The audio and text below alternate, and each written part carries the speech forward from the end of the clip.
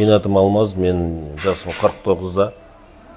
Былтыр жолдасым жұбайым жолмайған болатын, аяғы ауырып. Сол кісінің бірінші емделген былтыр.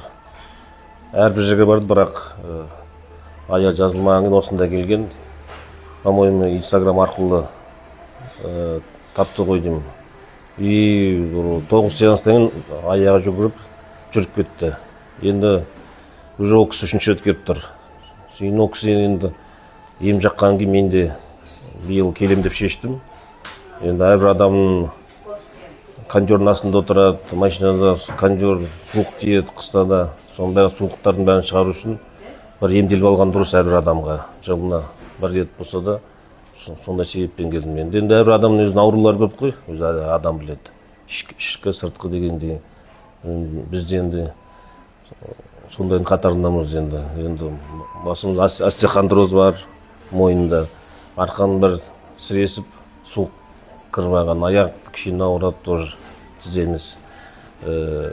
Басқа да суықтар бар. Соңға енді бірінші күн енді ауыр болды. Массажы бар, кішкене қиындау, шыдау оңай емес екен. Бірақ енді шыдап, мына жерде енді үшінші күні жемісін көріп отырмыз. Өте пайдалы. Кішкене жеңілдеп қалдық.